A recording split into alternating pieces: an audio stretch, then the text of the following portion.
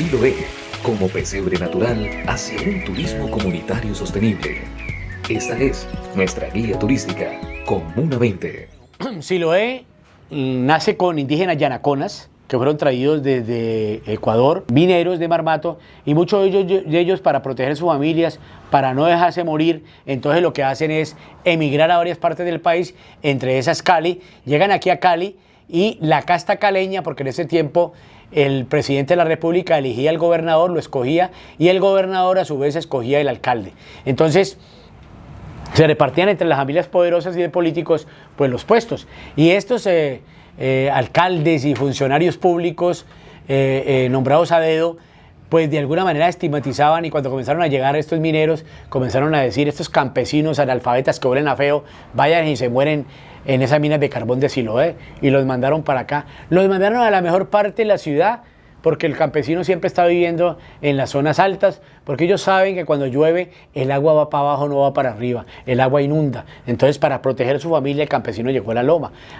Obviamente el territorio de la loma en Siloé es más barato en la parte de arriba que en la parte de abajo, y sucesivamente. Y si nos vamos a Ciudad Jardín, es la misma tierra, sabe lo mismo, pero pues cada ser humano va ubicando, y los estratos sociales logran imponer como eso. Entonces es más caro el metro cuadrado en Ciudad Jardín que en Siloé, obviamente, porque así lo disponen. Bueno, y entonces estos mineros logran acá llegar a Cali, y no podían explotar el oro porque no había oro, y obviamente llegan aquí a Cali y se van hacia Pichindé, pero en Pichindé entre 1905 y 1907 siguen la veta hacia acá, hacia el territorio, ¿cierto? Esa misma situación de la estigmatización de los alcaldes y gobernadores y la burguesía de la ciudad y los funcionarios con los mineros, que juega a menor escala, porque ellos se fueron a Pichindé, no fueron a Siloé sino a Pichindé, donde estaba el carbón. 2 años después es que llegan aquí a Siloé y comienzan a formar el Siloé. Primero le ponen el nombre de Marmatico, y en honor a su pueblo, porque ellos no venían con la alegría de venirse de su territorio, sino que venían huyéndole al general Vázquez Cobo. Eso se repitió después en el 48, después de la muerte de Gaitán. Pero bueno, en 1915 habían unos alemanes asentados en la finca Los Palacios, en lo que hoy es el actual barrio Brisas de Mayo, y allí habían unos alemanes que le venían huyéndole en la Primera Guerra Mundial.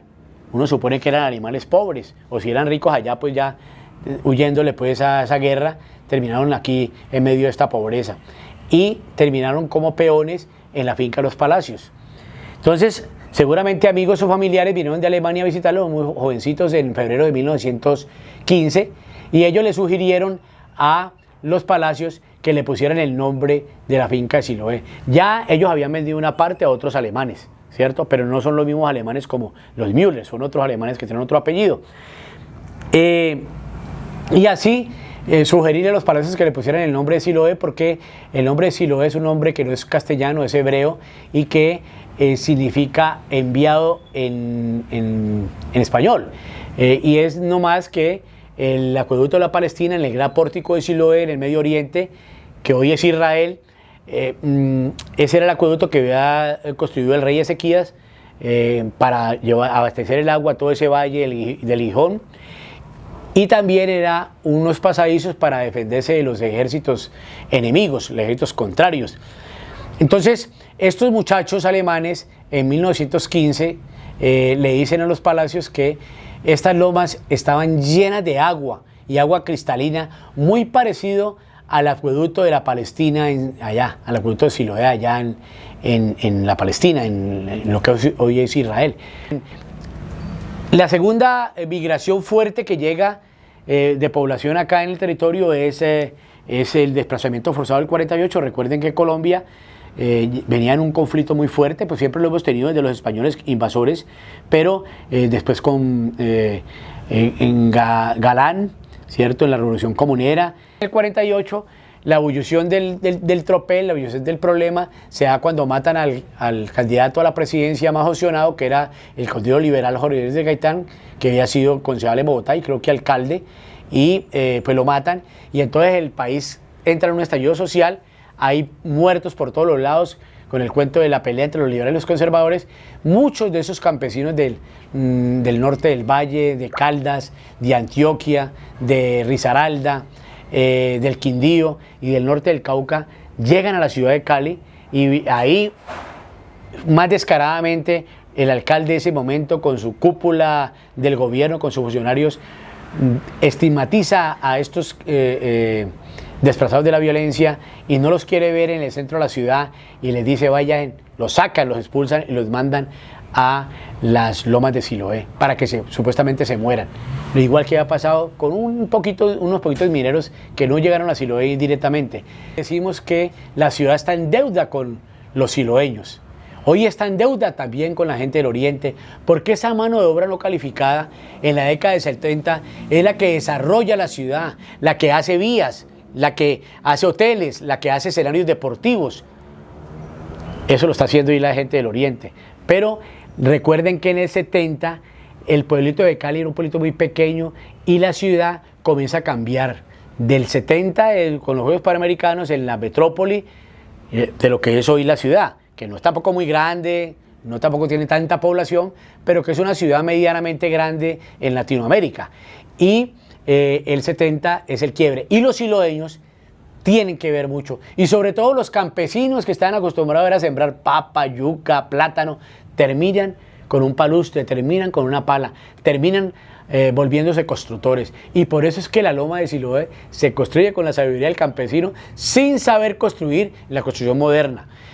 Obviamente, esa deuda que tiene la ciudad con esa carga de la construcción se llevó después a la estigmatización y la segregación. Entonces terminan echándole la culpa todos los ricos, todos los políticos a los problemas de la ciudad. Se originaban en Siloé. Obviamente esa deuda algún día la ciudad la debe pagar, y la debe pagar no con sangre, la debe pagar con inversión social, con responsabilidad empresarial, y sobre todo la pueden ir pagando visitándonos, conociendo un poco qué pensamos nosotros, y que nosotros no somos los tarados que todo el mundo piensa, que no sabemos hablar, que no tenemos la posibilidad de hablar otro idioma, que no tenemos la posibilidad de ir a la universidad. Pues no podemos ir a la universidad porque no nos brinda la oportunidad la universidad pública por el IFES, pero todo el mundo aquí sueña con estudiar, y aquí hay cantidad de muchachos que hoy son profesionales, pero que desgraciadamente por el mismo bajo autoestima y por la misma situación de la ciudad que lo lleva con esa carga tan fuerte de no sentirse bien por decir que soy de Siloé, pues obviamente los muchachos se van antes de que terminen su carrera o en el transcurso de su carrera, y no tenemos un relevo generacional en términos de profesionales que puedan sentir la necesidad y puedan ayudar con las escasez que tuvieron ellos cuando estaban en el territorio. Y los entendemos perfectamente, que ellos no quieren que sus hijos pues vayan a crecer en un ambiente hostil como crecieron ellos. Eso es entendible. Lo que no entendemos es por qué, si se van, no vienen y multiplican un poquito del conocimiento para que esta comunidad tenga un mejor bienestar y una mejor calidad de vida. La cultura es de todos. Ministerio de Cultura.